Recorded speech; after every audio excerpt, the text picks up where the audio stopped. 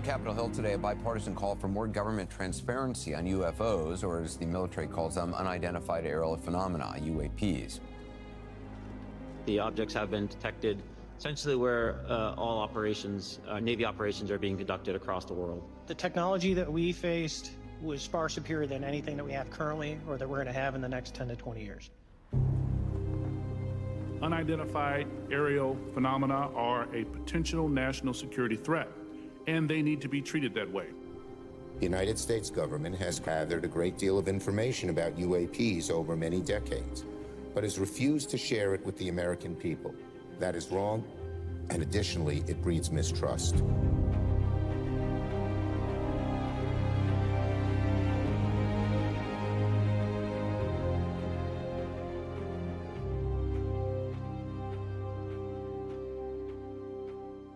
I spent 11 years in the U.S. Navy as a fighter pilot. For 18 years, I flew fighters for the United States Navy. I spent 20 years working in the U.S. intelligence community. I served as the 4th Director of National Intelligence. I spent 25 years as a senior official with the CIA. I retired from the Navy as a 1-star admiral after 32 years of service. I worked on highly classified UAP programs for the government as a senior scientist. I spent 32 years in and out of government in national security. I've worked 28 years as an astrophysicist on highly classified UAP programs for the United States government and for the defense industry. I'm a professor in the Department of Pathology at Stanford University School of Medicine. And for the last 10 years or so, I've been working with the Department of Defense and people in the CIA on the UAP topic. I've come to the conclusion that we are not only not alone in the universe, but we have been discovered by an intelligence from some other part of the universe. There's evidence we are not alone. Humanity is not the only intelligent species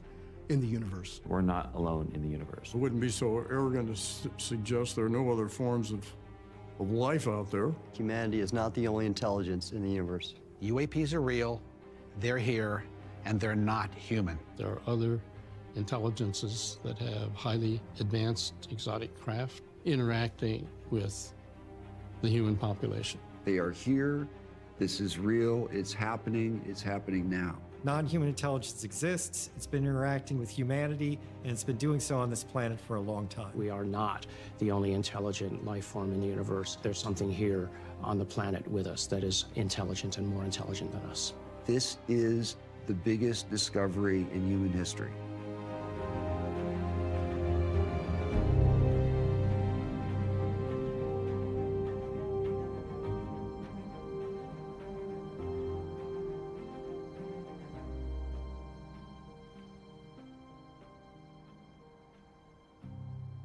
My name is Lou Elizondo.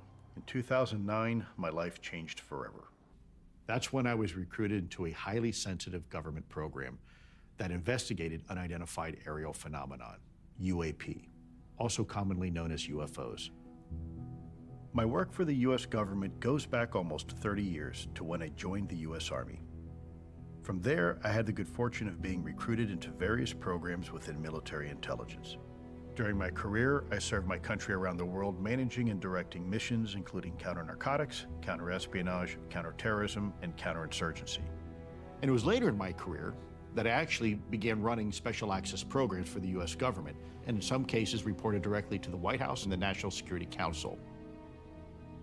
My name is Jay Stratton, and for over 16 years, on behalf of the U.S. government, I worked as a senior intelligence official on the unidentified aerial phenomenon topic. I joined the Army at the age of 17 and left for a career in military intelligence with 8 combat deployments, including Iraq and Afghanistan. After the Army, I joined Naval Intelligence, and then I transitioned to the Defense Intelligence Agency, where I was the Chief of Air and Space Warfare inside of the Defense Warning Office. It was at the DIA that my colleagues and I started getting reports of what are now called UAP. We went all over the government, the Pentagon, every intelligence agency, anywhere we could think to try to find the UAP program, assuming there was one. As far as we could tell, no one in the United States government had a UAP program. So my colleagues and I began a new program which ultimately became ATIP. The Advanced Aerospace Threat Identification Program, ATIP. The funding for this effort was sponsored by then Senate Majority Leader, Senator Harry Reid. And together, myself, Jay Stratton, and our team for nearly a decade investigated UAP incidents around the world. Based on hard evidence and data, we learned that UAPs present serious national security concerns and a potential existential threat. Simply put, transmedium crafts, vehicles that have the capability to operate in space, air, and water, and seemingly defy all that humanity knows about physics, have been operating with complete impunity around the world since at least the 1940s.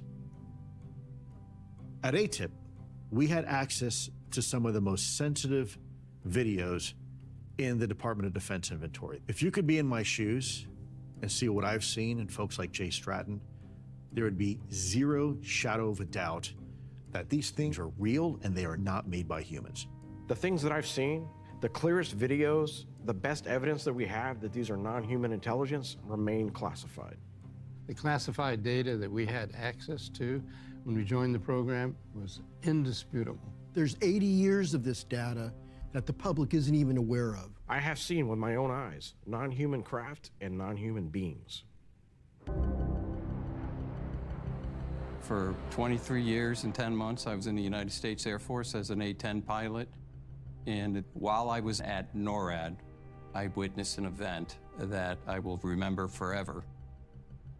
There was an unknown object we were tracking on radars, and the commander says, "I want that target." That means intercepted.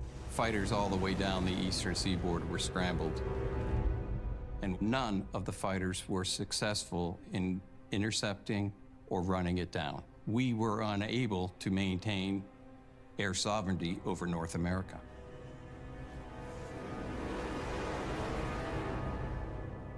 On November 14th, 2004, we were on board the USS Nimitz, which is a nuclear aircraft carrier.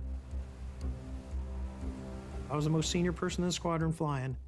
I had launched off Nimitz to do an air defense exercise off the coast of San Diego, California. And I ended up chasing a UAP known as the Tic Tac UAP. It was about 40 feet long, and just sitting there in space, you can kind of see it start to accelerate, and as it gets in front of us, it's gone.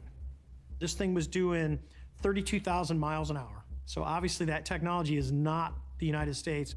As we were watching this Tic Tac object maneuver in this bizarre way, it was obvious that it wasn't conventional. This was defying those laws of physics, laws of gravity that as pilots we live and die by. We literally had these things stalking Navy vessels on deployment.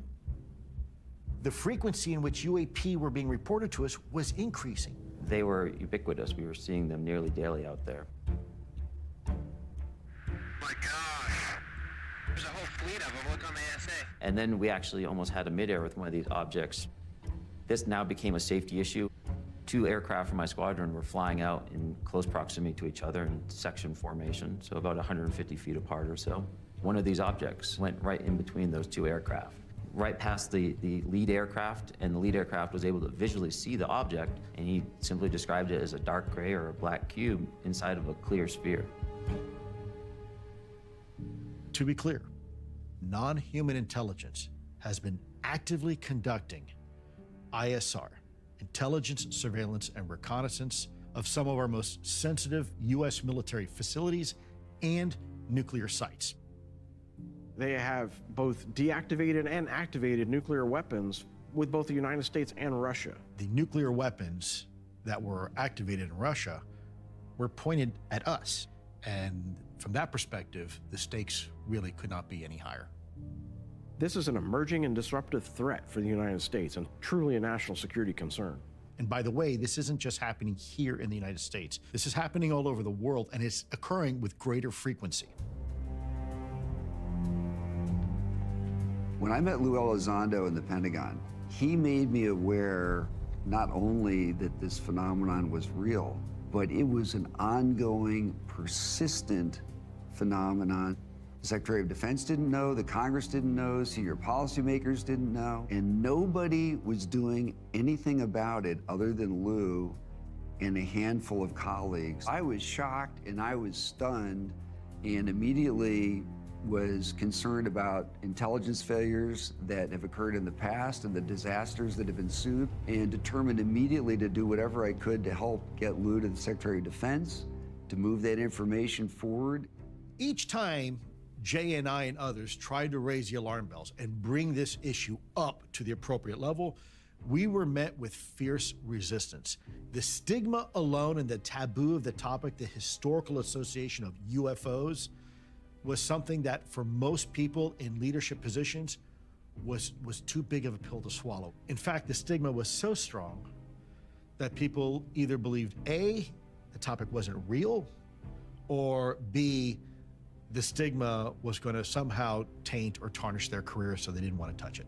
We couldn't get the leadership in the Pentagon to look at the actual scientific data that show that there is a strong national security threat. They were more worried about the impact on their reputation than they were about the safety of the nation. On top of that, we were shocked to find we were getting pushback from people in the Pentagon based on their religious beliefs. There really were religious fundamentalist extremists within the Pentagon that had a severe adversity to this topic. These are national security experts, senior members of the national intelligence community who are putting their religion above national security. A senior DOD official actually stopped me in the hallways in the Pentagon and told me that we were doing the devil's work. I had to deal with people who were senior to me who were telling me in their world that these are demons and we are poking demons and messing in Satan's world and all these other things that to me, I was like, I can't believe this is coming out of your mouth. I'm briefing about an advanced aerospace vehicle that has been detected on multiple sensors that's absolutely there, and you're telling me that you think these are demons and that we shouldn't even look at them and study them. My mind was blown. While we were trying to overcome all of these hurdles, we discovered another deeply hidden and much larger UAP program. This program was so sensitive that it was withheld from the Secretary of Defense, Congress, and even the President of the United States.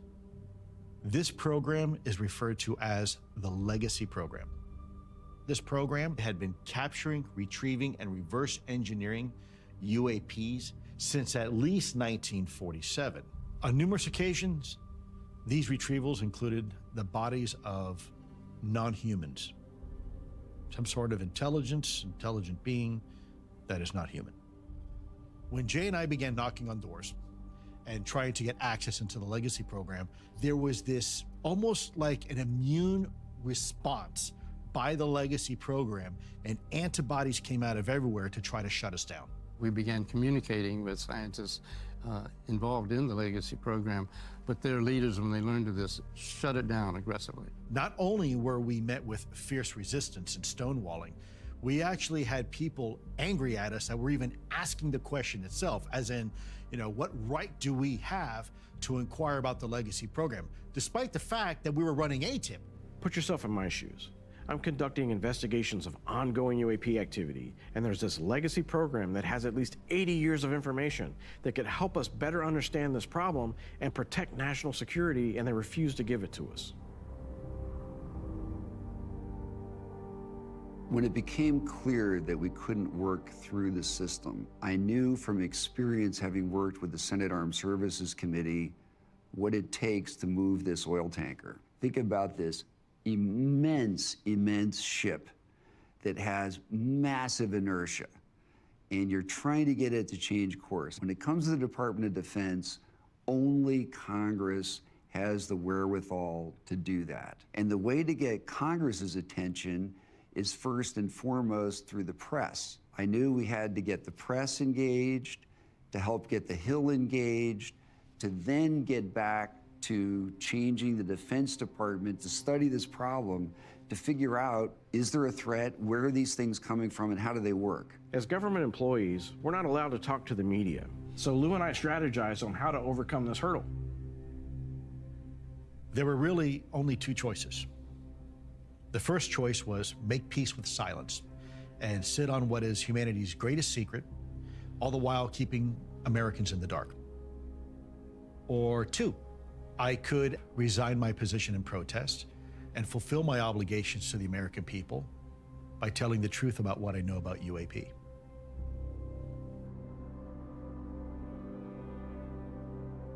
There was this difficult moment where Lou had to decide, do I throw in the towel? Do we give up on this? Do we ignore this?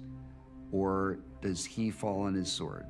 I couldn't, nor would I ever reveal classified information, but I knew that if I could say just enough at the unclassified level to make the media aware and our government officials aware of the reality of the UAP topic, then Jay hopefully will be able to use that momentum to go ahead and achieve the goals that we set out to achieve inside the government.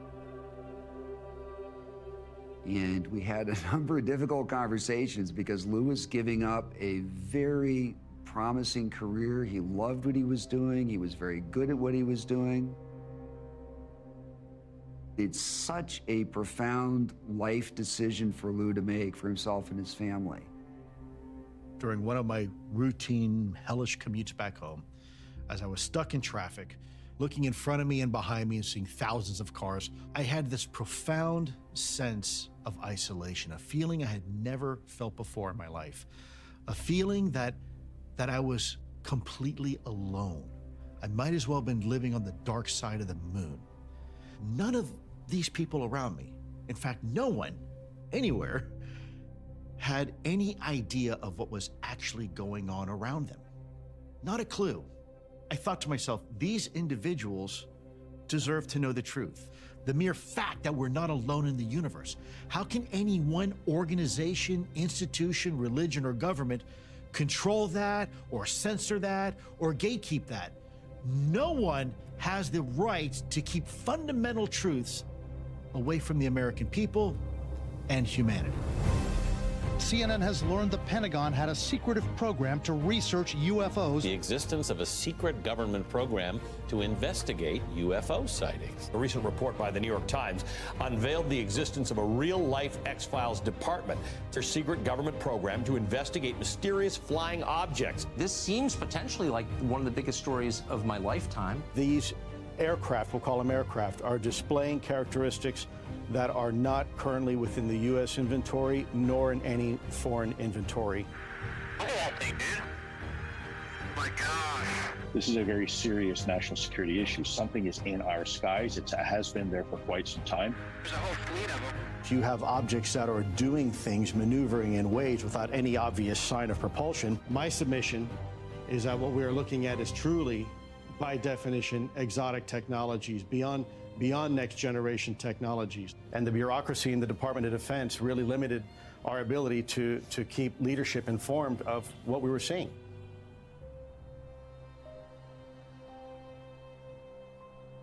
As soon as the media started paying attention, Congress started paying attention. And I started getting calls from the Hill for briefings. Senators received a classified briefing about UFOs at the Pentagon. Senator Mark Warner, who is the vice chair of the Intelligence Committee, said, look, I think it's important that the military is taking this more seriously now than they did in the past. Senator Rubio and Senator Warner, to their great credit, put national security above their own personal political careers and took the risk of engaging publicly on this issue. When they began to engage, the Defense Department had to admit to the world that this was real and it was happening. And that immediately took the entire credibility of the issue up a huge notch. The U.S. Navy has finally acknowledged that videos appearing to show UFOs flying through the air are real. Commander David Fravor describing it like a 40-foot-long Tic Tac. The ability to hover over the water and then start a vertical climb from basically zero up towards about 12,000 feet and then accelerate in less than 2 seconds and disappear is something I had never seen in my life. We've had repeated instances of something operating in the airspace over restricted nuclear facilities, and it's not ours, and we don't know whose it is. That alone, just that statement alone, deserves inquiry, deserves attention, deserves focus. If you have objects in the sky that you cannot identify, that's a problem because it could be China, it could be Russia, it could be any adversary. Well, any unexplained phenomenon could pose a national security threat. That's the way you have to treat those things. There's something violating our airspace. There's something fouling our ranges that even the people we've tasked in the executive branch to understand this cannot provide an explanation. So I would say, in addition to the national security implications, this has implications for basic trust and confidence in the American government. We just simply don't know the origin of the phenomenon. And we're going to try to get to the bottom of it, because for national defense purposes, some of these have been in areas that we train. These have been in areas where we've got some of our best equipment, and yet our best equipment has not been able to tag these things. We've not been able to go in and catch them. No matter what they are, they're invading our airspace, and we don't know exactly why they're doing it, what their intent is, and what their capabilities are. In addition to the national security concerns, this violation of all nations' sovereign airspace presents a safety of flight concern for all military and civilian aviation. And the even scarier thing is that the Federal Aviation Administration stopped using radar to track our air travel. They only track aircraft, predominantly commercial and civilian, that are squawking. So they're actually putting a signal into the system saying, here's where I am. The only way they know the UAP are there is if the pilot sees something and says something. The fact that the FAA is not tracking UAP is putting American lives at risk every day. I'm Brett Feddersen. I served as the Director of Aviation Security in the National Security Council and as the Acting Director for the Federal Aviation Administration's National Security Programs Office. I can say through my experience that we are absolutely not alone in this universe. The biggest thing that concerns me with UAPs is the national security concern. It's the unknown. It's the fact that this technology does stuff that we can't do. And if we can't figure out what it is or what it wants or what it's being used for, that keeps me up at night in the idea that we're behind the power curve. We want to be able to maintain the cutting edge technology and the advantage here in the United States so that we can sleep comfortably at night and feel the safety of what the American government has provided. There's sort of, I think, 4 hypotheses out there, one of which is that this is foreign adversary technology that we simply don't understand or weren't aware of, and that would amount to probably the biggest intelligence failure in modern American history. The second of which is that this is a robust counterintelligence program to cover up for a U.S. government effort that has fallen kind of away from congressional oversight. A third hypothesis is obviously that this is interdimensional or extraterrestrial, and then the fourth could be a combination of the previous 3. Some of the biggest strategic blunders in human history. The foundation of those blunders were a lack of imagination, the belief that an adversary or whoever could not do something because it had never been done before. The U.S. thought it was safe with those ships in Pearl Harbor because we didn't think that the Japanese could get there, much less have torpedoes that could navigate such a narrow strait and hit these ships until they did.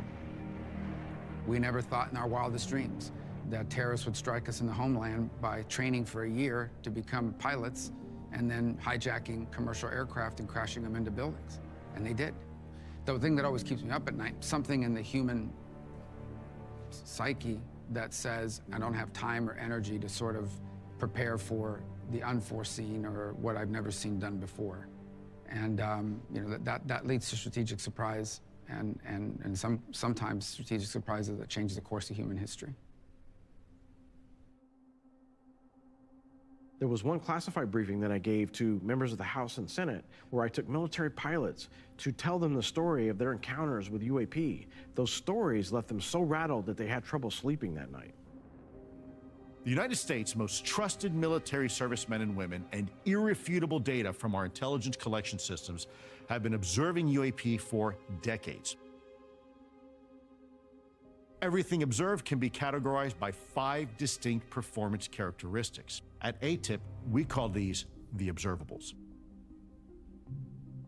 The first observable is hypersonic velocity. Our current fastest aircraft can go roughly 4,600 miles per hour. However, the UAP we are observing are traveling at 40,000 miles per hour and sometimes faster. The next observable is instantaneous acceleration, a sudden change in velocity. At full speed, the SR-71, known as a Blackbird, requires roughly half the state of Ohio to complete its turn. What we are seeing with UAP are vehicles that can make immediate right-angle turns, instantaneously accelerating and stopping on a dime at speeds up to 10 times faster than the SR-71. If you're in a sustained fight, you can get up to 7.5 Gs. It gets physically painful over time to be under that amount of gravity. And that's just going from 0 to 200 miles an hour in about 2.5 seconds. Now think of going 0 to thousands of miles an hour in less than a second, what the force would be on your body. The human body can only take so much before the internal organs start to separate themselves from everything they're hooked to, which is usually bad. Even if it was a drone, it would rip the drone, the unmanned vehicle, apart. The next observable is low observability. All modern technology have a signature. For example, most aircraft leave visible contrails as they fly. We usually hear a sonic boom associated with the sound barrier being broken. UAP, however, leave almost no observable signatures. Our airplanes actually throw out exhaust behind it and thrust behind it to push it forward.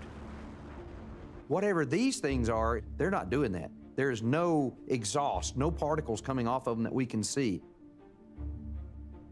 The next observable is trans-medium travel.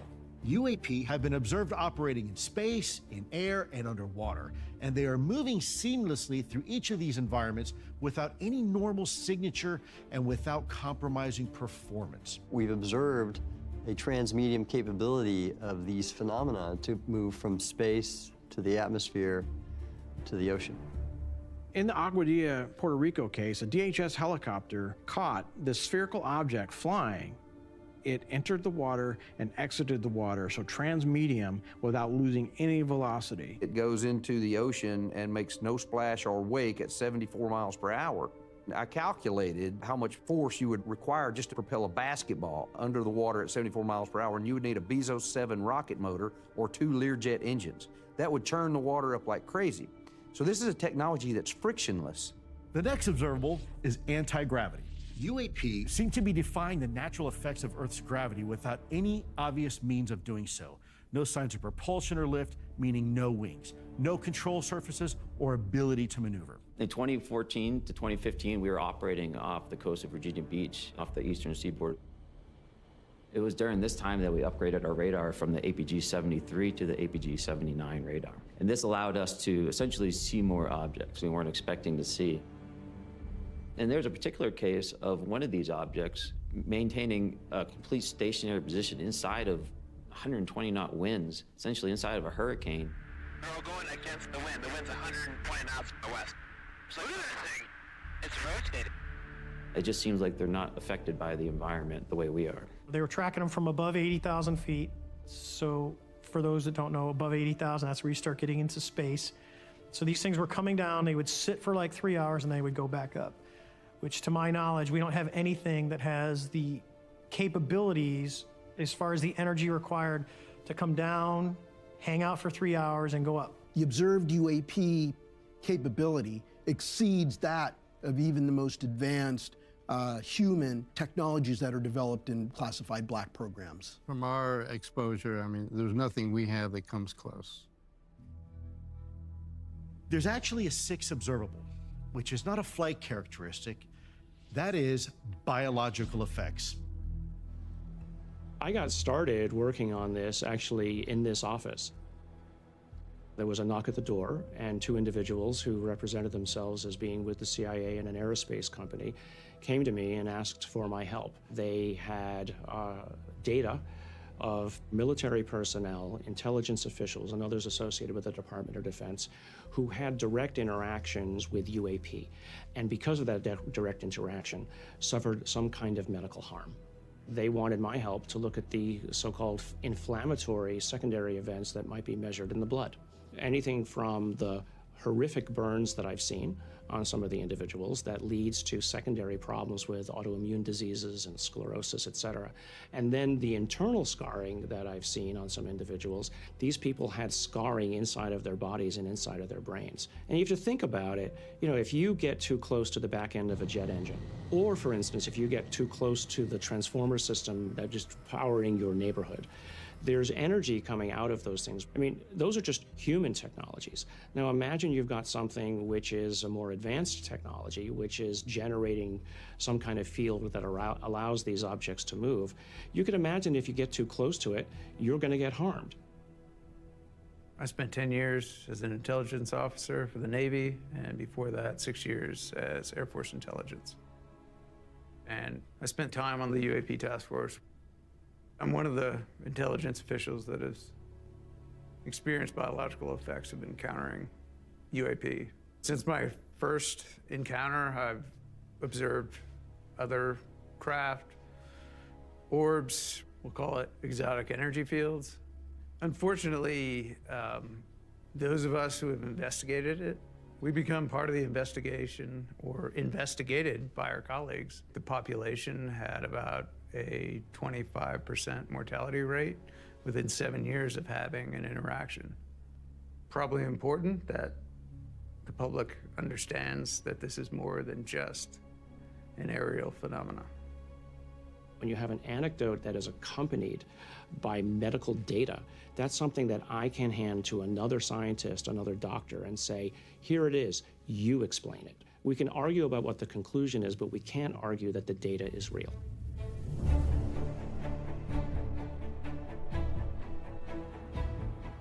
The Deputy Director of Naval Intelligence, who understood the national security concerns of UAP, directed me to start quietly building out a whole government interagency effort that ultimately became the UAP Task Force. This new program was much bigger than ATIP ever was. Our mission was to detect, analyze, and catalog UAPs that pose a threat to U.S. national security. I had hand-picked members from all 16 agencies of the intelligence community. The Secretary of Defense formally announced the UAP Task Force in August of 2020, naming me the first director. Everyone in authority was paying attention to this topic. One very distinctive moment for me was briefing then Secretary of Treasury Steve Mnuchin. I got through my briefing, and at the end of the brief, he sat back in his chair and he said, you know, Jay, you may wonder why I asked for this briefing. And he said, what are the economic impacts of the president going to the microphone and telling the world we're not alone? I have to think about those kinds of impacts in order to prepare if the president were to make that move. Meanwhile, Chris Mellon and I were working with the Senate behind the scenes to craft UAP legislation that was then taken by Marco Rubio and pushed into the coronavirus relief bill. When President Trump signed this legislation into law, it then forced the Pentagon and the UAP task force to provide written reports to Congress, both classified and unclassified. The long-awaited Pentagon report on UFOs has finally been released. The Director of National Intelligence just a few days ago released a new report on 144 sightings. And when we talk about sightings, we're talking about objects that have been seen by Navy or Air Force pilots or have been picked up by satellite imagery. Frankly, there are a lot more sightings than have been made public. The report clarifies that most incidents over the past 2 decades are not from the U.S. military or other advanced U.S. government technology. So the issue now is, why are they here? Where are they coming from? And what is the technology behind these devices that we're observing? As noisy as that first unclassified report was, it barely scratched the surface. The few elected officials that actually got to read the classified version of the report, it really opened their eyes to the national security concerns surrounding this topic. There's enough obvious evidence here that we need to take this seriously, not downplay it. Well, I don't believe they're coming from foreign adversaries. If they were, why, that would suggest that they have a technology which is in a whole different sphere than anything we understand. And frankly, China and Russia just aren't there. And neither are we, by the way. They say trillions of galaxies out there, so who knows what might have developed somewhere else. Does the United States believe that there may be life outside of Earth? What we believe is that there are unexplained aerial phenomena that have been cited and reported by pilots, Navy and Air Force, that these phenomena have, in some cases, had an impact on our training ranges, on our pilots' ability to fly, train, operate, and stay ready. That alone makes it a national security issue worth looking at. We don't know. We don't have the answers about what these phenomena are.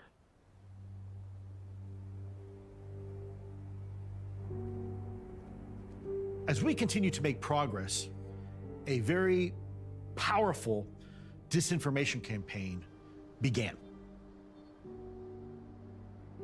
This effort was to destroy my reputation and credibility. Full stop. When the government started running this despicable disinformation campaign against Lou, I actually received an email one day from the Pentagon Public Affairs Office with this narrative that they were providing back to the media that was completely false. And I replied all to that email and said, this is wrong. And they ran with it anyway.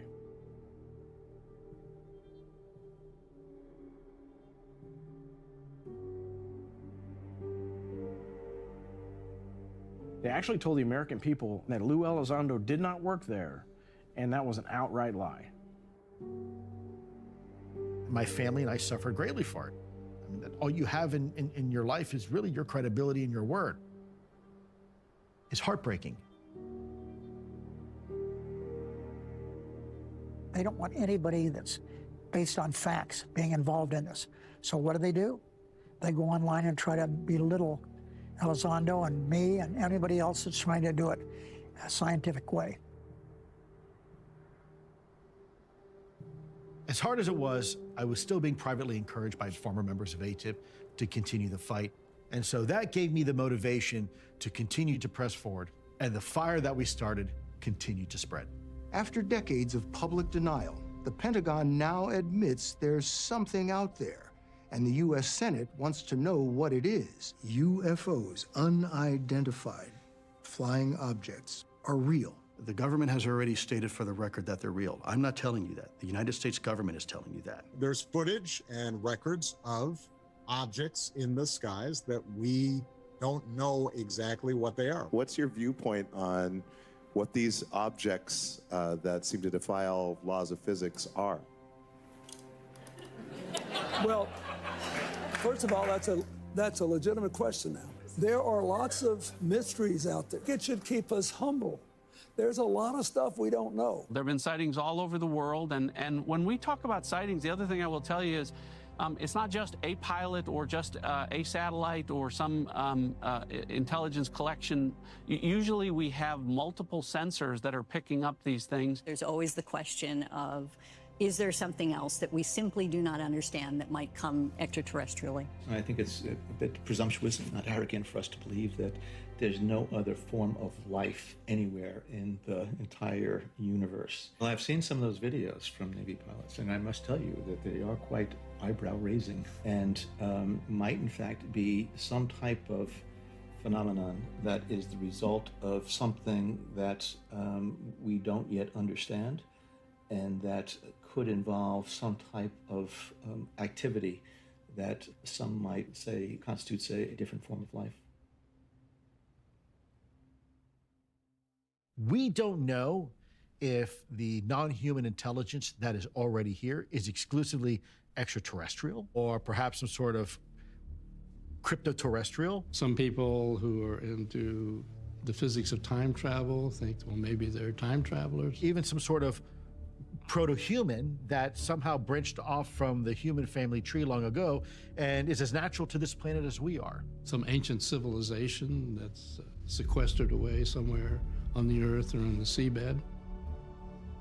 We've heard testimonials from pilots as well as civilians from different countries having seen things come from the ocean, unexplained things. And these aren't missiles, they aren't rockets, they aren't aircraft or submarines. These are otherworldly things that are performing maneuvers that haven't been seen. In fact, we have tracked UAP underwater going at speeds in excess of several hundred miles an hour, but without the associated signatures. I retired as the oceanographer of the Navy, being the senior advisor for the Chief of Naval Operations in the Pentagon.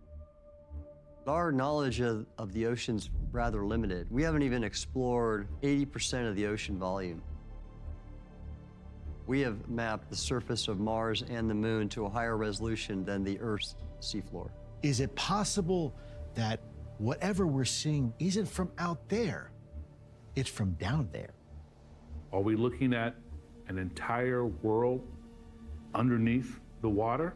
I think it's very safe to say that with so much of the ocean volume unexplored and the seafloor unmapped, that if any intelligence were to arrive here and not want to be detected, it would stay in the ocean. All these possibilities could come with different intentions and motivations. Whoever it is, they're here. And they're operating here. And they have been operating here for a long time.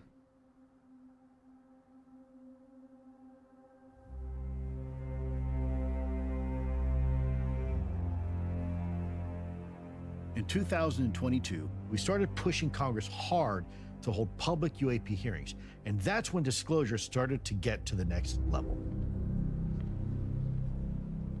A House panel is holding a public hearing on mysterious flying objects. The chairman of the House Intelligence Committee describes this as one of the great mysteries of our time. And it's a big day for all of these people who have spent so many years pushing for more transparency into this topic. Out of everything in Congress and everything happening currently in our country and world right now, the UAP topic has been one of the only topics that's received this level of bipartisan support. It's just not an issue, at least as of yet, in this country that lends itself to some sort of partisan or ideological divide. Democrats and Republicans who just want to understand what's going on. This hearing and oversight work has a simple idea at its core. Unidentified aerial phenomena are a potential national security threat, and they need to be treated that way. UAPs are unexplained, it's true, but they are real. They need to be investigated, and many threats they pose need to be mitigated. There is something there, measurable by multiple instruments, and yet it seems to move in directions that are inconsistent with what we know of physics or science more broadly. There are a number of events in which we do not have an explanation, in which there are flight characteristics or signature management that we can't explain. We know that our service members have encountered unidentified aerial phenomena. And because UAPs pose potential flight safety and general security risk, we are committed to a focused effort to determine their origins. The capabilities, systems, processes, and sources we use to observe, record, study, or analyze these phenomena need to be classified at appropriate levels. We do not want potential adversaries to know exactly what we're able to see or understand, or how we come to the conclusions we make. Therefore, public disclosures must be carefully considered on a case-by-case basis.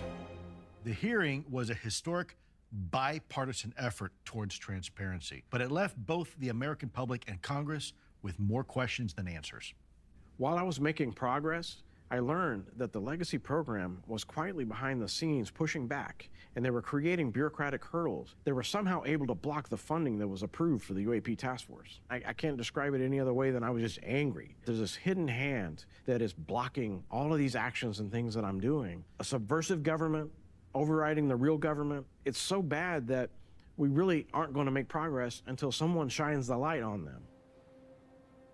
And then the staff and the members start to dig in more. They begin to understand the landscape. They begin to understand how much secrecy there is, how much resistance there is to coming clean on this. As Congress began hearing from whistleblowers in classified settings, they came to the realization of the existence of the legacy program. The main players in the legacy program have long been the Central Intelligence Agency, the United States Air Force, the Department of Energy, and major defense contractors. The Central Intelligence Agency is responsible for the oversight of the overall effort.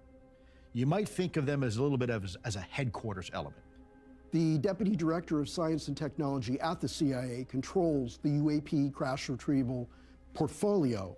The United States Air Force is responsible for field operations. These are the folks that are responsible for deploying within moments' notice anywhere in the world to go secure and retrieve crashed UAP.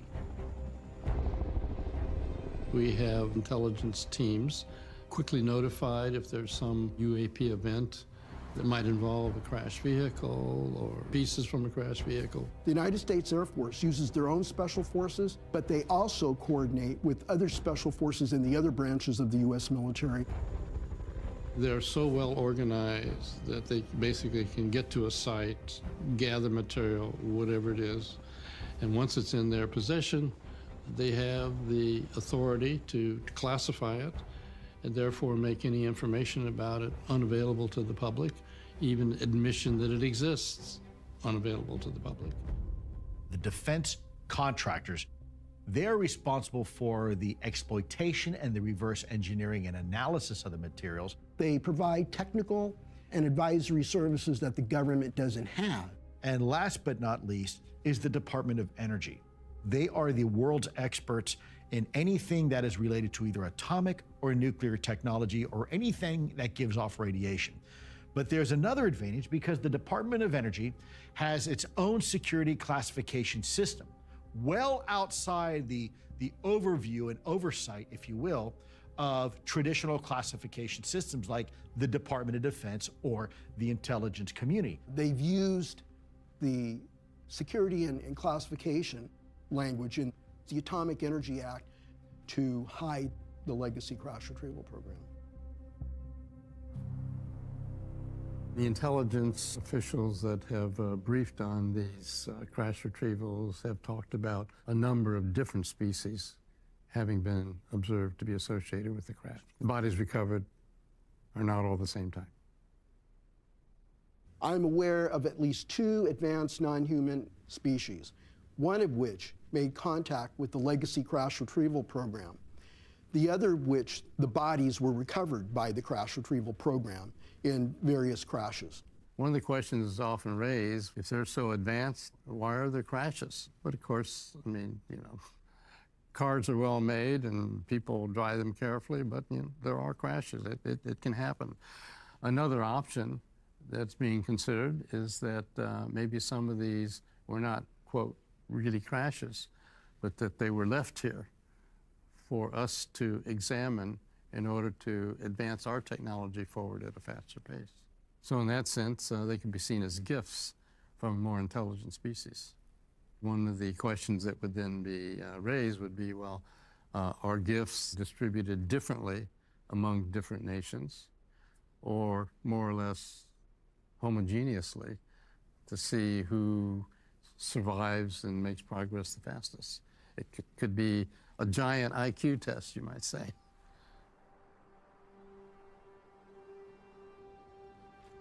As we brought whistleblowers to Congress, we learned that the legacy program was involved in a long-running secret war with other nations to collect and reverse engineer vehicles not made by humans. In this secret theater of war, the U.S. has both allies and adversaries in a winner-takes-all scenario. This is a very complicated geopolitical landscape where alliances and allegiances shift like sand in the desert. We would certainly prefer a situation where the retrieval is either in international waters or some other uncontested location, or maybe in an allied country, but every country in the world would do everything in their power to try to retrieve an exquisite piece of technology. The first country that cracks the code on this technology will be the leader for years to come. This is similar to the Manhattan Project. We developed the atomic weapon. We won the war, and it made us a superpower for almost a century now. This is the atomic weapon on steroids. Some of the craft observed could be the result of say, our legacy program. Or, on the other hand, it might be the result of advancements made by potential adversaries. We have seen highly credible U.S. government intelligence on the Soviet recovery of a crashed UAP in 1989. They recovered a Tic Tac-shaped UAP that was twice as big as the Tic Tac that was encountered by the USS Nimitz carrier strike group, and they did recover 4 bodies of humanoid aliens. The Soviet scientists took apart the recovered craft and discovered a very advanced directed energy weapon. China is at the top of everybody's list of concern right now in the Defense Department. Some of this UAP activity we are seeing here in the United States may actually be a result of a Chinese UAP reverse engineering program. If Xi Jinping had access to this, if Putin had access to this, and they thought that we did not have access to similar capabilities in what they did, do you think for a second that they wouldn't consider using it to achieve their ends of domination? And if their approach to it is driven by science and a desire to match what they think is ours, we'll wake up one day and realize, I don't know how they got there, but they got there ahead of us, and now we're screwed. This technology can absolutely either revolutionize the way we do things or completely destroy everything that we know. It often reminds me of the famous speech by President John F. Kennedy when we were right at the threshold of entering into a new era of discovery in space. There is new knowledge to be gained and new rights to be won, and they must be won and used for the progress of all people. For space science, like nuclear science and all technology, has no conscience of its own. Whether it will become a force for good or ill depends on man. And only if the United States occupies a position of preeminence can we help decide whether this new ocean will be a sea of peace or a new terrifying theater of war. Some of this is so secret. There have been very, very few people in our entire government that have been allowed or provided access to it. Some presidents have been briefed on the basic facts about the situation, but they are not provided with all the details. I think there's this assumption that presidents can walk in the Oval Office on day one and say, all right, take me to Roswell, show me the alien bodies, I want to see the video of the autopsy, I want to see the whole thing, open it up. I think that really is a naive understanding of how our government works. Even presidents have often been operating on a need-to-know basis. That's certainly true from a historic standpoint. The rationale, the justification was, the president shouldn't know about these things because that way the president always has deniability. All they need is a nod in this direction or in that direction. But that begins to ramp out of control. Frankly, I don't even know if the president would know who to ask. You could go to the director of the CIA, nowadays the director of national intelligence, and ask them. And even that person may not know because those people rotate. But the people 3 layers underneath them that are there for 30 years, to them, it's like I've seen these people come and go. I have no obligation to tell them it exists. It just never percolates out. A lot of people have this assumption that the director of CIA is read onto everything and knows everything. The director of CIA is a political appointee. Quite frankly, they're temporary help. Whereas the director of science and technology at CIA, this is a career intelligence professional. That's where you're going to put the program. I had a few private conversations with former President George Herbert Walker Bush in 2003, in which he told me that when he became the CIA director in the Ford administration, he was not briefed on the legacy UAP crash retrieval program, but he later found out about it, and he informed me that there were a number of crash retrievals that had taken place since the mid-1940s. And he also informed me of a UAP event that took place at Holloman Air Force Base in 1964, where 3 UAPs approached the Air Force Base. One of them landed on the tarmac, and a non-human entity deboarded the craft that landed and interacted with uniformed Air Force and civilian CIA personnel. And when he asked for more details, he was told that he did not have a need to know. I served over 30 years as an Army Green Beret in the United States Army. I ended my career as Secretary of Defense. Some intelligence official decided I, the acting Secretary of Defense, did not have a need to know about the UAP topic.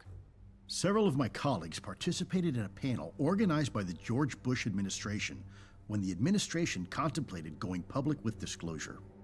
What it was a group of 10 or 12 people from intelligence agencies, from the military, some business people. And they said, here's what's going on. The Americans, the Russians, and the Chinese all have crash-retrieved craft from some other civilization. And there's some belief at this point that maybe this should be revealed to the public. And we want to know, well, what would the consequences be? This is a topic that has a potential to create serious ontological shock to society. It's not just national security. It's psychological, it's sociological, it's theological, and it's philosophical. It's undermining in many ways. It's troubling to a lot of people to say that there's something else out there, either otherworldly, interdimensional. I think, unfortunately, it goes against our traditions, our cultural traditions, our religious traditions, and it challenges the beliefs of a lot of people. The Vatican has irrefutable evidence that non-human intelligence exists. Although publicly they don't want to acknowledge it, privately they are very well aware of this. What happens when society realizes everything it's been taught about the entire history of our species has been wrong, and everybody learns all at once that we're not the top of the food chain. We're not the alpha predators. It would be a shakeup for institutions.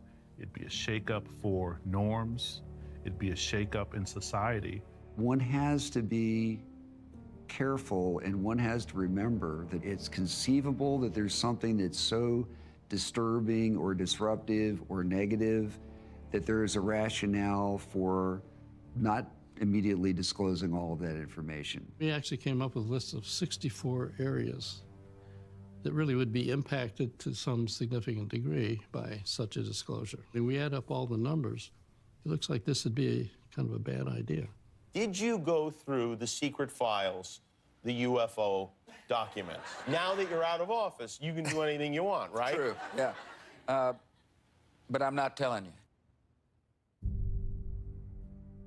Without a doubt, there's hardly been any program that has been so successfully kept out of the public eye as anything like crash retrievals of unknown craft. This line of strong control started, at least in the Truman administration, with the Roswell crash.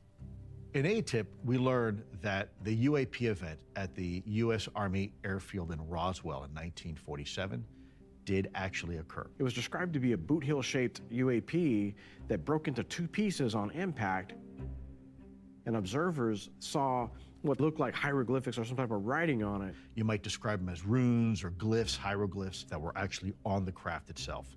And within that crash, non-human bodies were recovered. 4 non-human bodies were recovered from the UAP crash at Roswell. The recovered material from the crash, including the bodies, were all sent up to Wright Field, which is now called Wright-Patterson Air Force Base.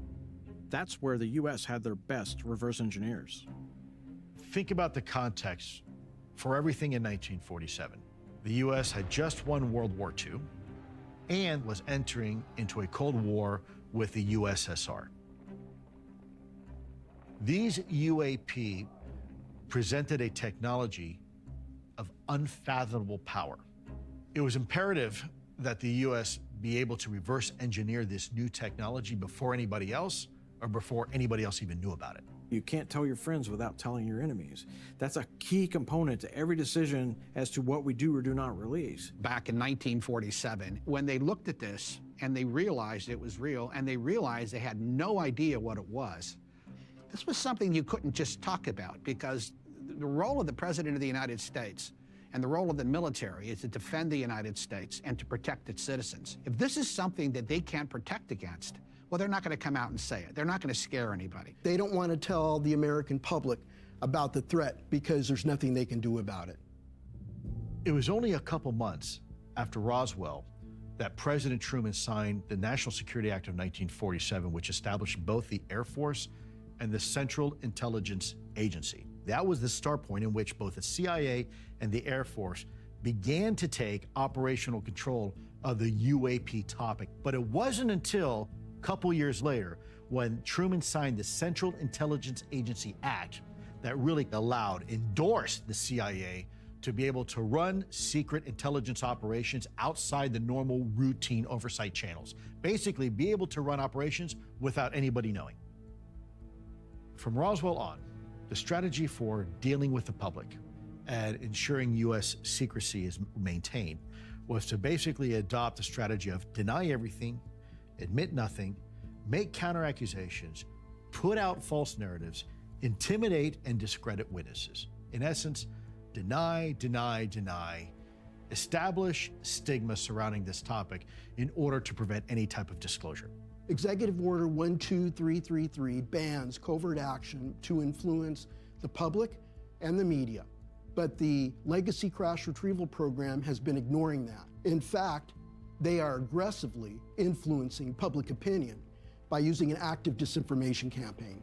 You create a tradition of disbelief where you basically start very early, everybody who sees UFOs are crackpots. And then that gets built in, to the media enterprise. It gets built into Hollywood. It gets built into the public. CIA funded Hollywood movies in order to create that ridicule factor that they still use to this day. Do you believe that the recent spike in UFO encounters...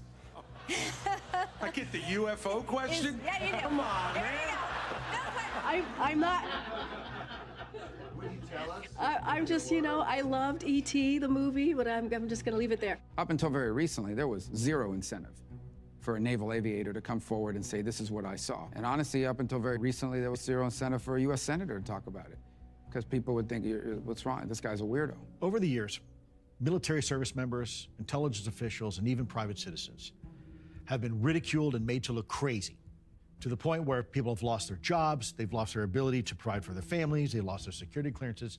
These people had their lives ruined simply because they spoke the truth about what they learned or what they saw. People that come forward with this, I feel like they've taken their life in their own hands. People say, well, government can't keep a secret. Well, there are a number of programs I've been involved in that have never gotten revealed. So the truth of the matter is people and programs can be kept secret. Usually it's just out of personal wanting to protect oneself. This is the most successful disinformation campaign in the history of the U.S. government. The irony in this is that the deception campaign to create stigma was so successful, it actually inadvertently created a new unforeseen problem. Stigma has been a tremendous problem that is actually a national security threat to the United States. Other countries are not suffering from the stigma that we are. So we are already, as Americans, at a disadvantage. How can we expect to maintain a strategic advantage when 99.999% of all scientists here in this country don't even think it's real? Science moves forward on the basis of exchanging information, and when it's all tied up and held down, you just can't make progress. You had information being locked away that frankly could improve the lives of every human being on this planet and change the trajectory for species. This information was and is still being locked down by the Legacy Crash Retrieval Program. Too much information resides in different stovepipes. It's controlled by different baronies and different fiefdoms spread throughout the national security kingdom. They each view information as power. They're each reluctant to share information. They hoard it. They like to trade it like a currency.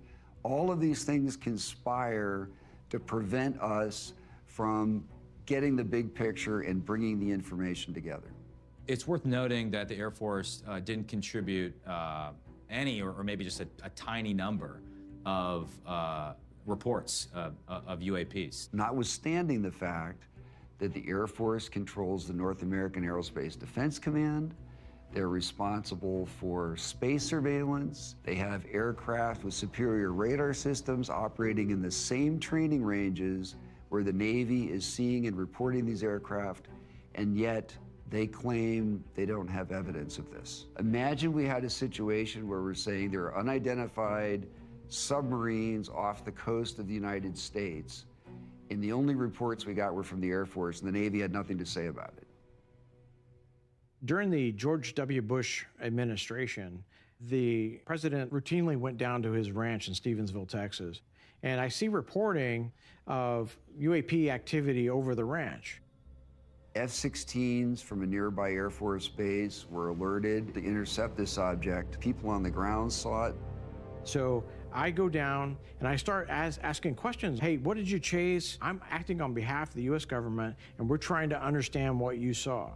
And they looked me in the eyes and said, Jay, we cannot tell you what we saw because the OSI, Air Force Office of Special Investigations, came in here, had us sign non-disclosure agreements. We did see something, we did scramble on something, but we can't talk to you about it. Historically, every time a military member had a UAP encounter, It was very quickly swept under the rug, and they were discouraged from talking about it. They put a form down as a non-disclosure form. He came storming across to me. He said, "Don't you ever say that again. You are never to speak of this." And I made it very clear that it's something we shouldn't be talking about and just keep our mouth shut. There was a culture of silence. I didn't talk to anybody about it, not my wife, not my colleagues, not people I knew. I just shut up. There's ramifications if you were to divulge any of this information to anyone. We received an alarm at our closest missile site. There was an object directly above that ICBM nuclear missile, right on top of the blast door. No noise, no sound whatsoever, and it looked like a mini sun sitting in the air. It was the size of a super Walmart building. Not just a Walmart, I mean a super Walmart. This thing was gargantuan. And how it could suspend itself was just completely unnatural to what we know of as anything that can fly or hover. The captain was just looking up with his mouth open, and I look up and I see this object right over the missile launch tube. Multifaceted, matte, black, finished, an oddly shaped diamond.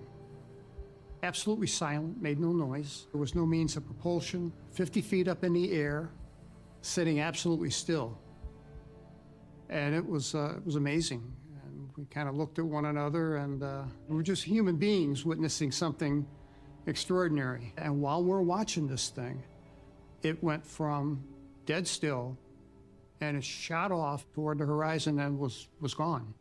Absolutely instant acceleration.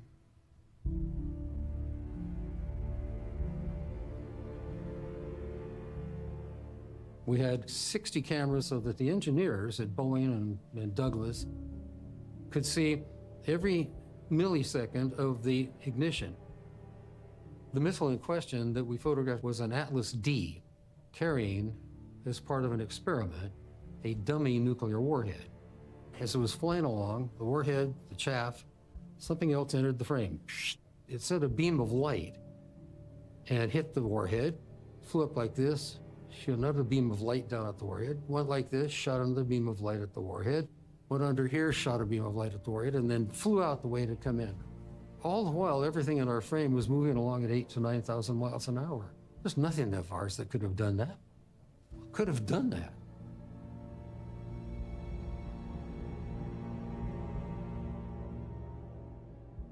There was this red-orange light hovering above the front gate. It was about 40 feet in diameter, sort of oval shape.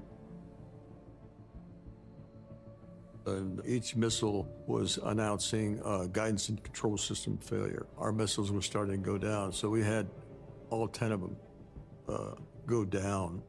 Within the span of 8 days, we lost 20 nuclear missiles to UFOs.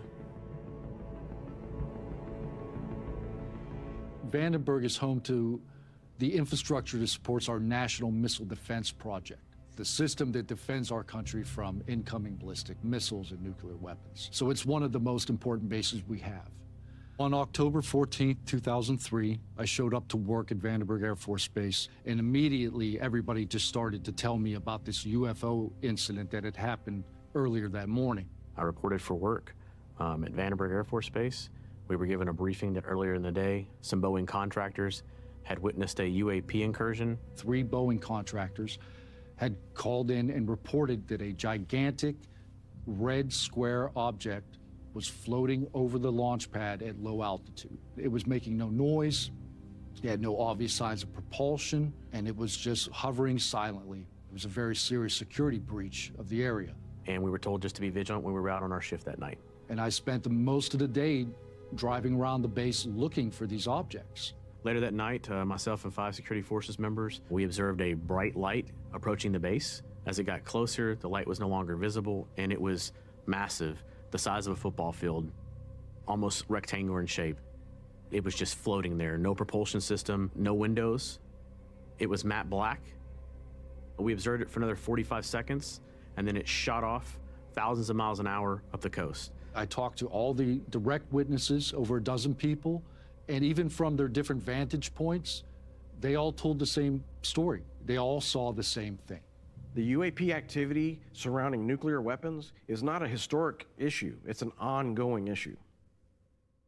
Despite the long-standing denial by the United States Air Force, we now have both former and current very senior Air Force officials stating for the record that, in fact, the Air Force has had a long-standing involvement in UAP. I served in the Air Force for about 32 years, and my last job in the Air Force was Chief of Air Force Intelligence prior to becoming Director of the Defense Intelligence Agency. When I served in the Air Force, there was an active program to track anomalous activities that we couldn't otherwise explain, many of them connected with ranges out west, notably Area 51. As Congress learned more about the legacy program, they realized how powerful and influential the defense contractors have become. As we look at the actual structure of the interaction between the government and private industry in this UAP area, over the years it has morphed, transitioned into it being largely in the aegis of the contractors.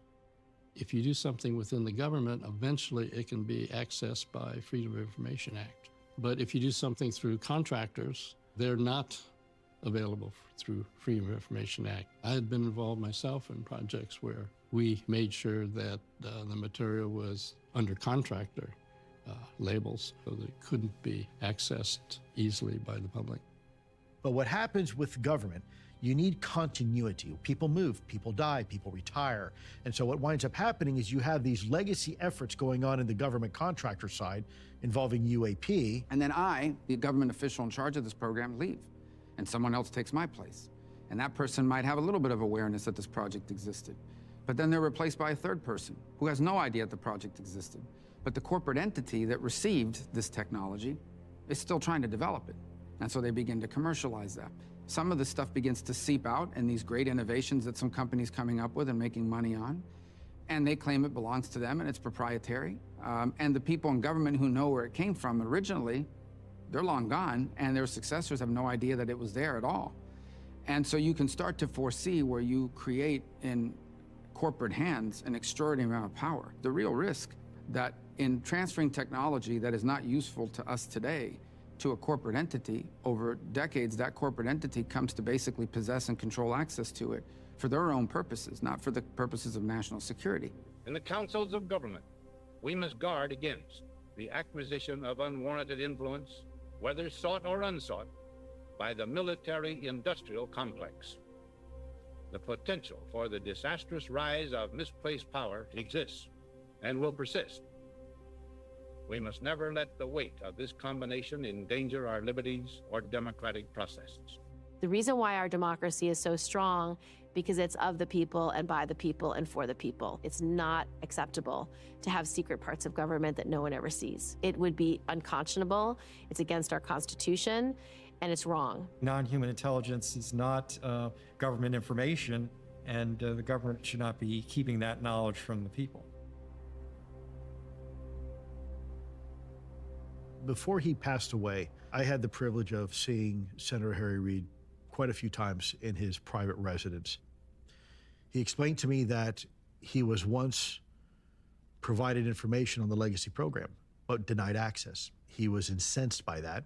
And when the opportunity came to sponsor ATIP, he jumped at the opportunity in order to ensure that Congress and the government had visibility into this topic.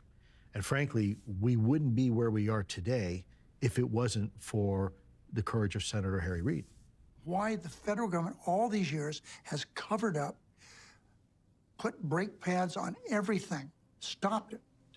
I think it's very, very bad for our country. Shouldn't we study this stuff?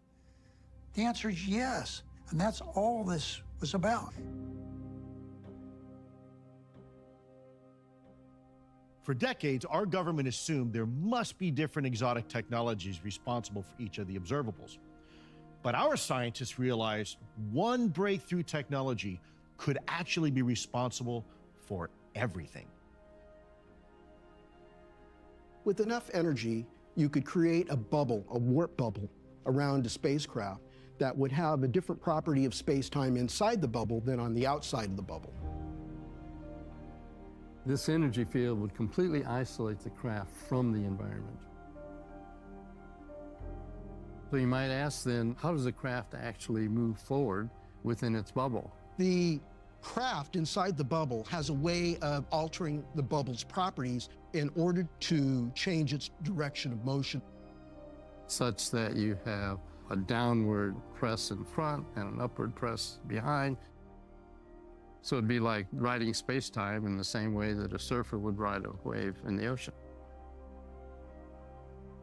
And we observe hypersonic velocity and instantaneous acceleration. And the reason is that time is moving differently for people inside the bubble versus people outside the bubble. Whoever's inside the craft would feel like they're just cruising along. They wouldn't be feeling the effects of what looks like speeds and accelerations that would turn a human being into pudding.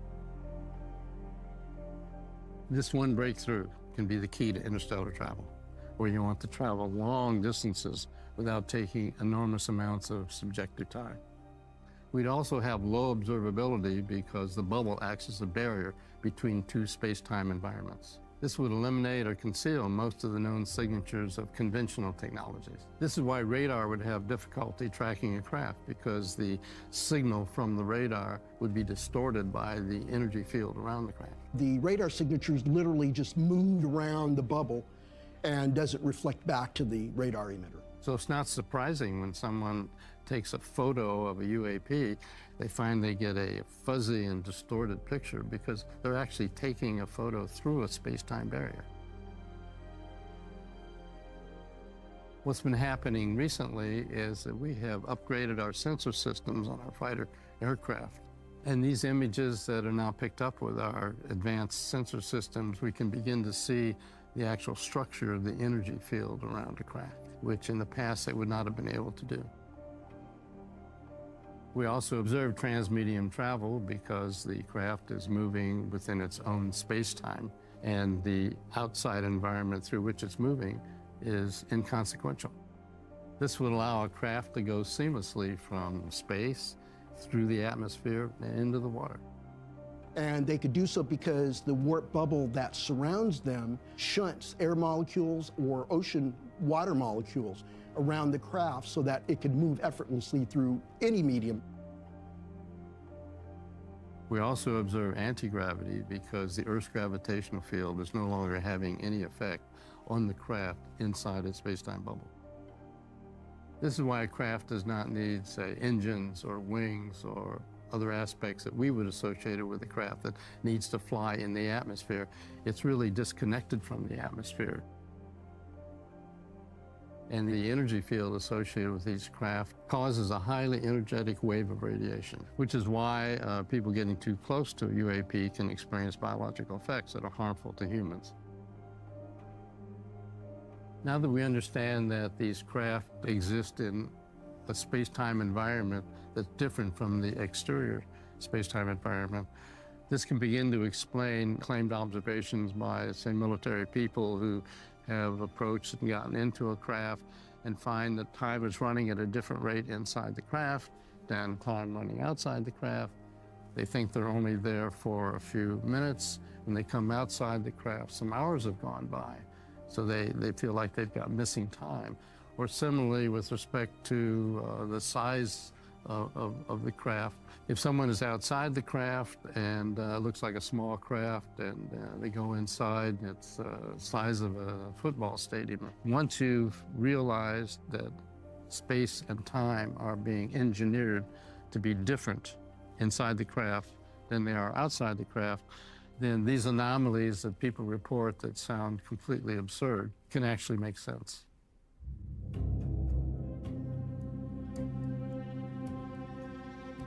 The top issue is what is their energy supply? Because the evidence for how much energy they're using per unit time so exceeds any kind of power levels that we can generate. UAPs have exhibited propulsive performance characteristics that imply the generation of 1,100 billion watts of power. This is more than 100 times the daily electrical utility power generated in the U.S. Let that sink in. 100 times the daily power generation of the entire nation. There are two prevailing hypotheses for how UAPs create the energy that warps space-time around them.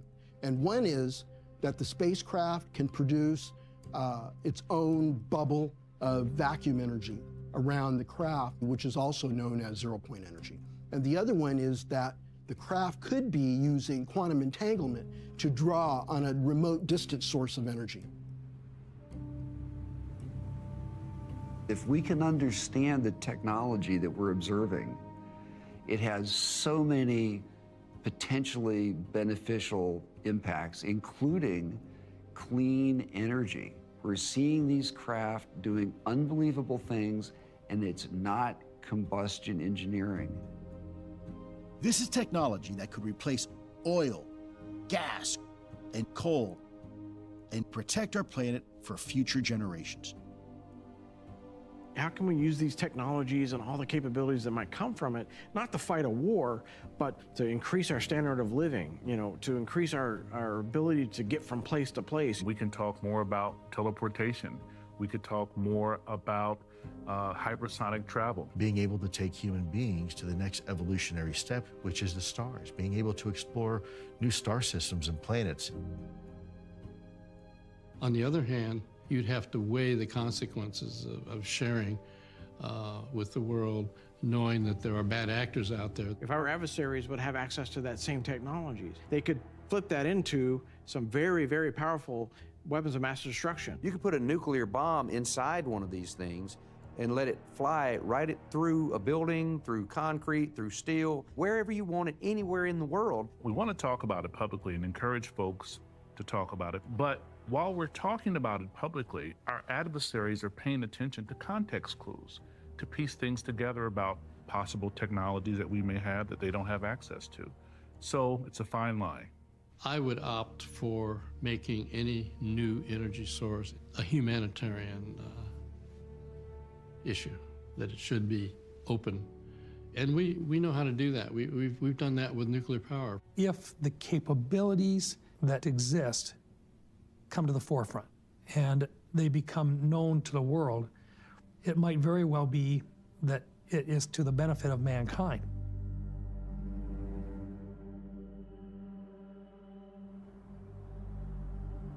While Congress had learned a great deal about the legacy program, whistleblowers were still afraid to reveal the most secretive details about the UAP technology and non-human bodies in the program's possession. We've been interviewing folks that would have had evidence of or first-hand direct contact with either materials or a program itself. They have worked on craft of out-of-this-world origin, but until they leak a video before they commit suicide by shooting themselves in the back of the head 4 times, I just don't know that that's going to get out. Those people whose job it is to make sure information doesn't get out will use whatever tool they can find to try to convince people they shouldn't come forward. We have people that have very high clearances, both today and in the past, who did really important work for our government or continue to do important work for the government, who have come forward with some claims about the U.S. having in the past recovered exotic materials and then reverse engineered those materials to make advances in our own defenses and technologies, and that they signed agreements that they would face jail time, or in some cases, some people claim it would cost them their lives if they spoke out about these things. When I have a whistleblower coming forward telling me that they are in fear of their life and that people have been hurt protecting and hiding this information, that gives me reason for concern. Determined to get to the truth, it was Chris Mellon who led the charge to help Congress draft unprecedented UAP whistleblower protections. And in December of 2022, President Biden signed the legislation into law. So even for those who signed NDAs, they still have a right and an opportunity to talk about this in a very healthy and productive way that informs the American public. Bombshell claims from a military whistleblower. UFO wreckage recovered by the U.S. kept classified by a secret government program for decades. The UAP task force was refused access to a broad crash retrieval program. Retrieving non-human origin technical vehicles, call it spacecraft if you will, non-human, exotic origin vehicles that have either landed or crashed. I handpicked Dave Grush to be part of my UAP task force. Everything that Dave uncovered is true, but it barely scratches the surface. There's a sophisticated disinformation campaign targeting the U.S. populace, which is extremely unethical and immoral. Have people been killed to protect this secret? That was an ongoing concern.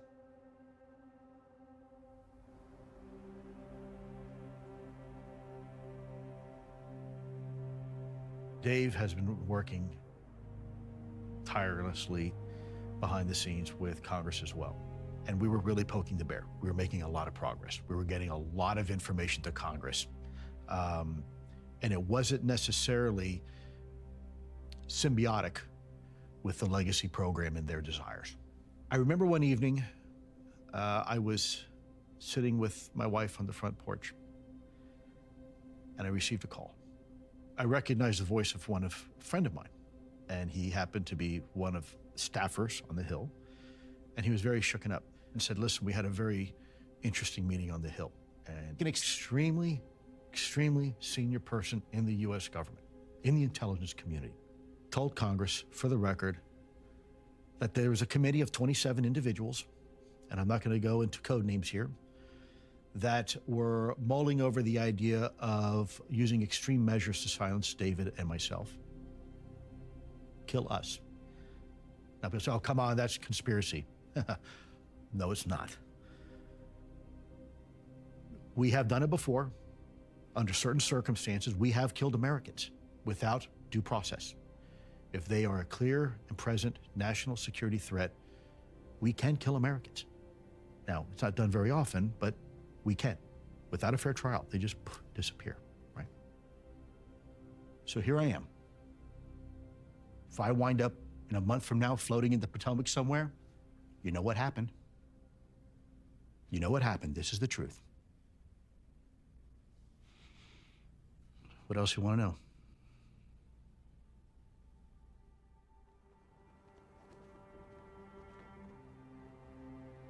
Last year, the House Intelligence Committee held a hearing on UAPs. They brought in some Pentagon bureaucrats who only had 2 answers to the questions they were asked. I don't know, or that's classified. This hearing is going to be different. This time, we had credible witnesses testifying before Congress and the American people under oath. This was a tremendously proud moment for my colleagues and myself to watch the fire that we started continue to grow. The subcommittee hearing on unidentified anomalous phenomena, or UAPs, will come to order. The reality is the American public deserves to know.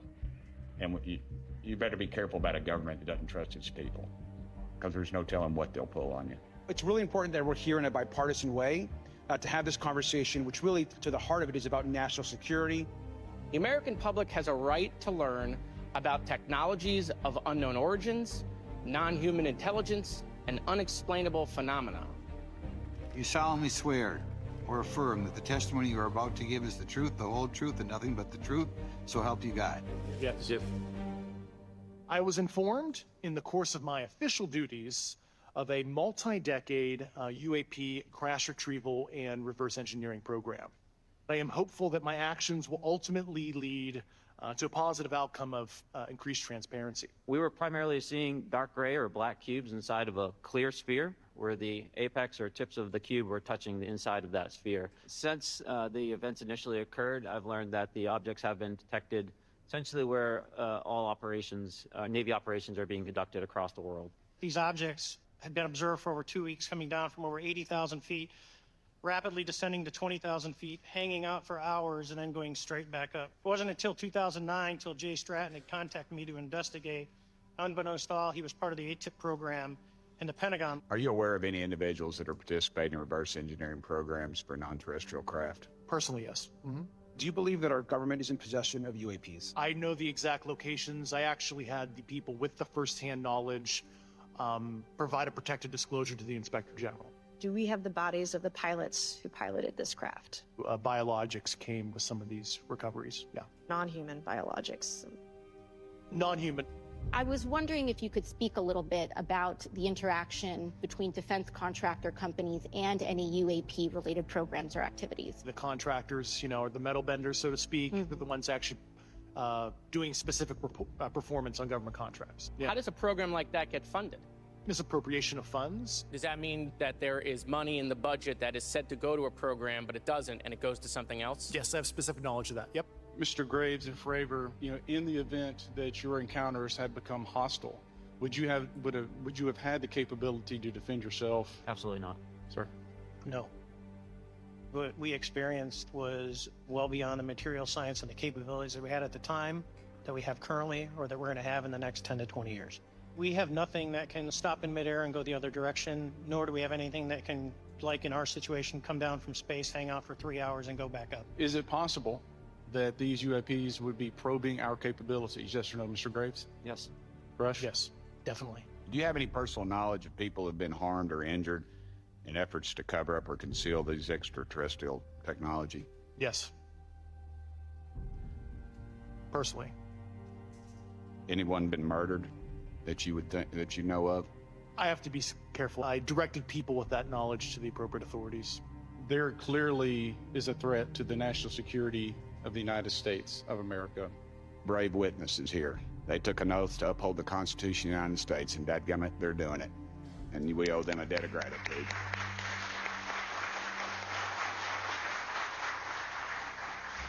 On Capitol Hill today, a bipartisan call for more government transparency on UFOs. One was asked about alien bodies. Two others talked about seeing UAPs. The U.S. government operates a UFO crash retrieval program and has a UFO and the remains of, quote, a non-human pilots in its possession. And when Dave Grush said the words non-human biologics, there was an audible gasp. I worked with David Grush when we both contributed to the UAP task force. And everything he said under oath to the Congress and what he put down in his whistleblower complaint is 100% true. A Pentagon report is detailing a dramatic increase in UFO sightings. The Pentagon released its report on UFO sightings today, saying an additional 366 sightings have been investigated since 2021. Now the Defense Department is admitting not just a couple of incidents, hundreds of incidents, scores of incidents with multiple sensor systems, multiple witnesses. A NASA task force is holding its first meeting on UFOs. NASA commissioned an independent study team to examine unidentified anomalous phenomena. And this is the first time that NASA has taken concrete action to seriously look into UAP. Are we alone? Personally, I don't think we are. I wasn't prepared for the number of incursions that I see. This emerging capability outstrips the operational framework that we have to address it.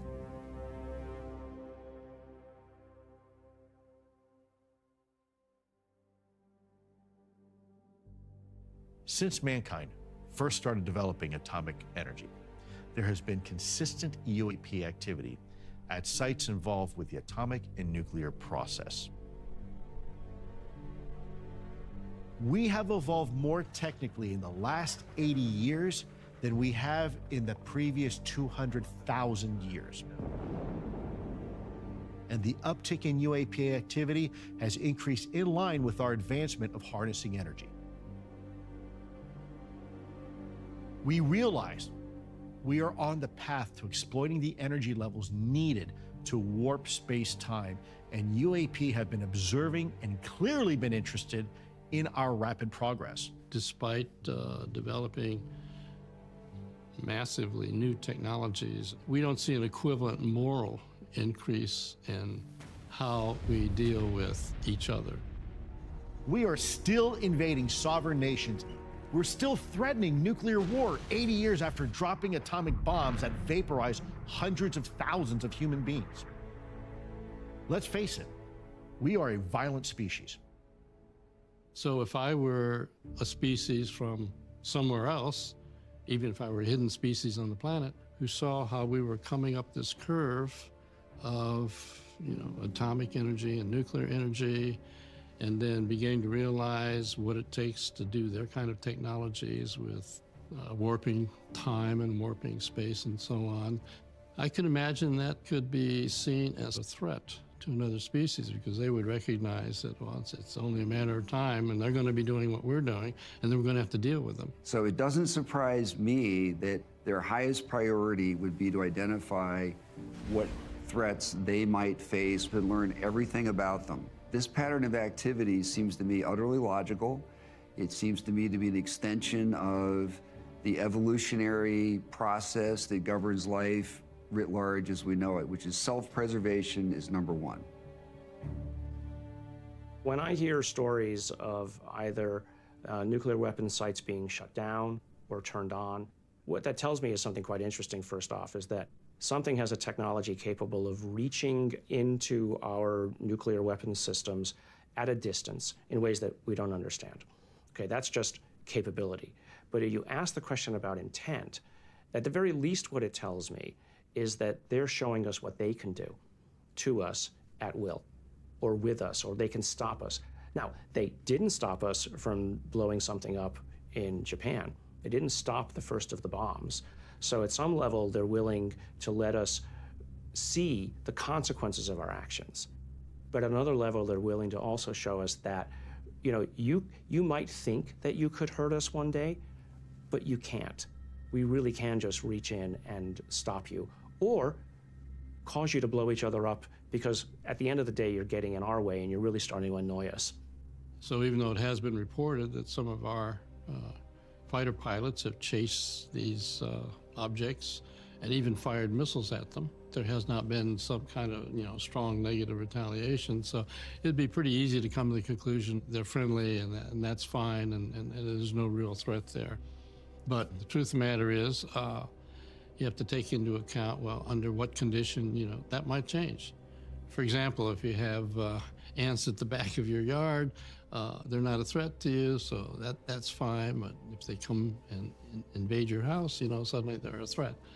And so it could be the same in this situation. So at least within the defense and intelligence industry, we automatically assume the worst because we want to be prepared against the worst if it should happen. There's a concern within the defense and intelligence communities that UAPs have been undertaking long-term surveillance of human technological advancement for the possibility that they may need to intervene to prevent a conflict between us and them. One of the reasons that I am so ardent about this issue is because I think it has the potential to change the perspective and the outlook of world leaders and the populations of those countries, to see more of what we have in common and the challenges that we face together. If we're going to survive as a species, we need unprecedented levels of international collaboration. I occasionally think how quickly our differences worldwide would vanish if we were facing an alien threat from outside this world.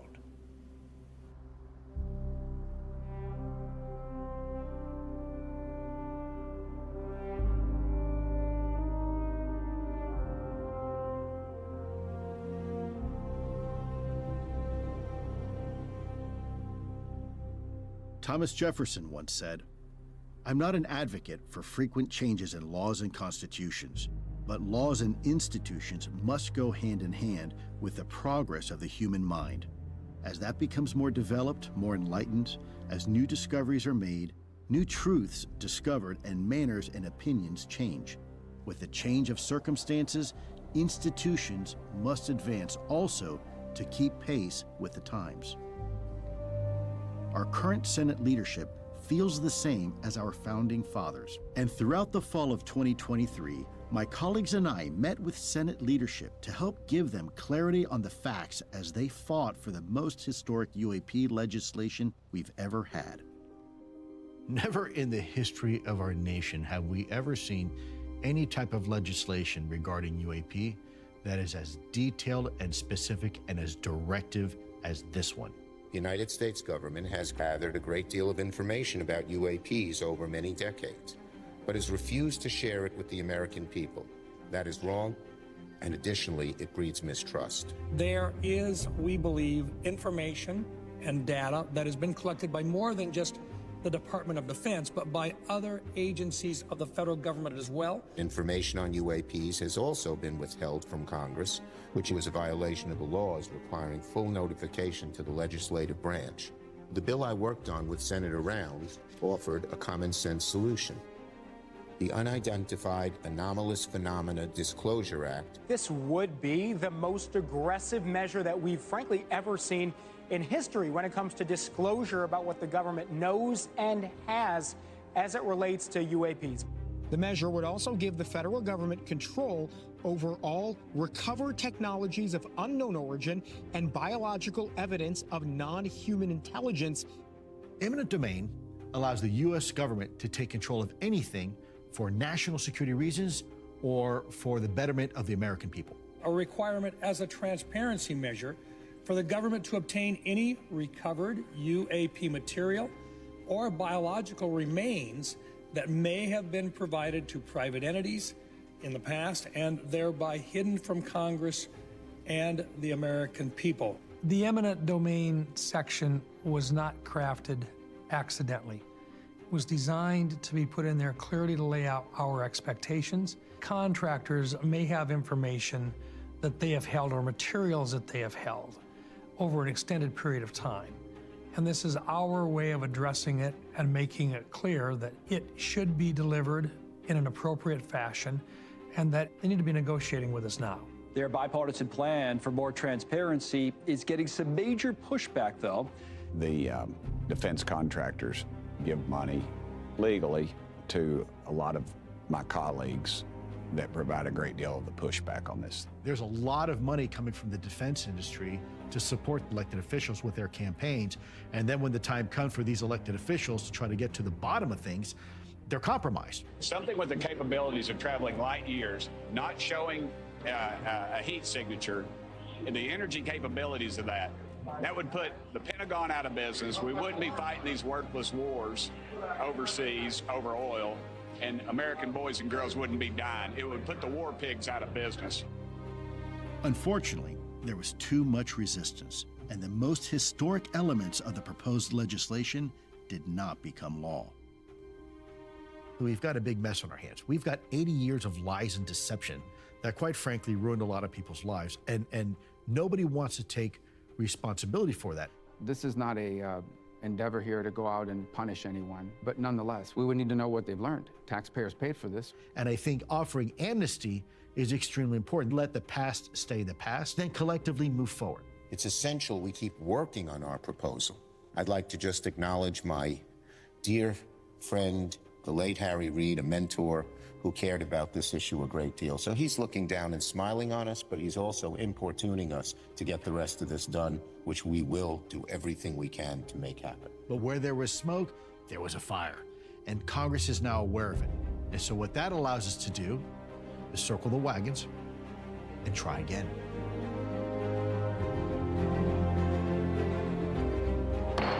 Welcome to today's historic hearing.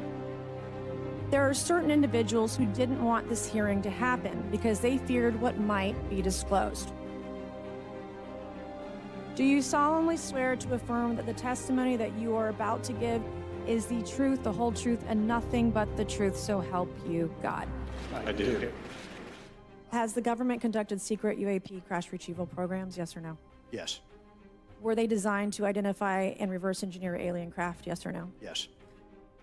Excessive secrecy has led to grave misdeeds against loyal civil servants, military personnel, and the public, all to hide the fact that we are not alone in the cosmos. The U.S. is in possession of UAP technologies, as are some of our adversaries. We are in the midst of a multi-decade secretive arms race, one funded by misallocated taxpayer dollars and hidden from our elected representatives and oversight bodies. Now that we know UAP are interacting with humanity, we should not turn a blind eye, but instead boldly face this new reality and learn from it. One of the most important actions that can be taken relative to exposing the truth of UAP is to combat the stigma NASA personnel stepping forward and participating in such discussions would make a powerful statement to the scientific community that UAP should be taken seriously and researched accordingly. To the incoming administration and Congress, I say to you, we need immediate public transparency. And this hearing is an important step on that journey. The truth is out there. We just need to be bold enough and brave enough to face it.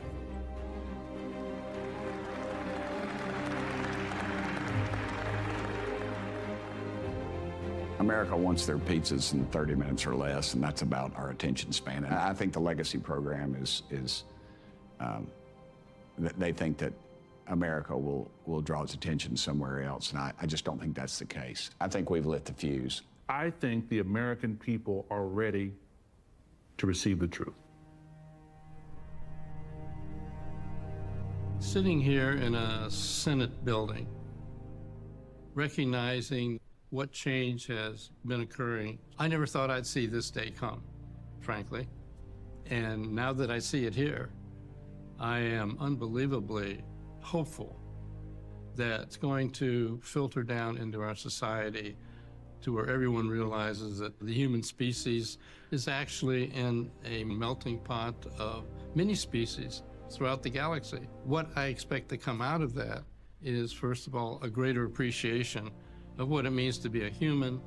And to me, that kind of change on the human character is probably more significant than what we can learn about atoms and molecules and propulsion systems. My grandchildren are going to grow up taking into account and thinking about the fact that the universe is full of life. We're on the threshold of an entirely different understanding of the universe and our place within it, and technological opportunities and possibilities that were the stuff of science fiction just a few years ago.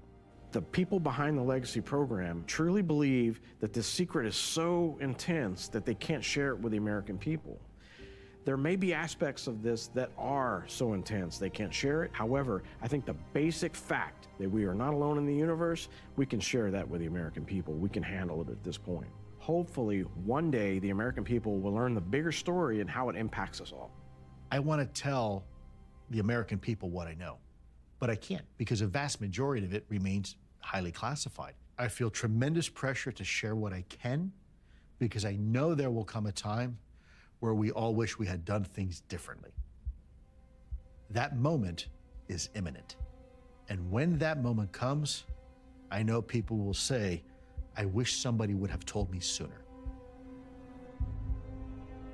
Remember, as far as we've come, we are still only just beginning the greatest paradigm shift in human history, the age of disclosure.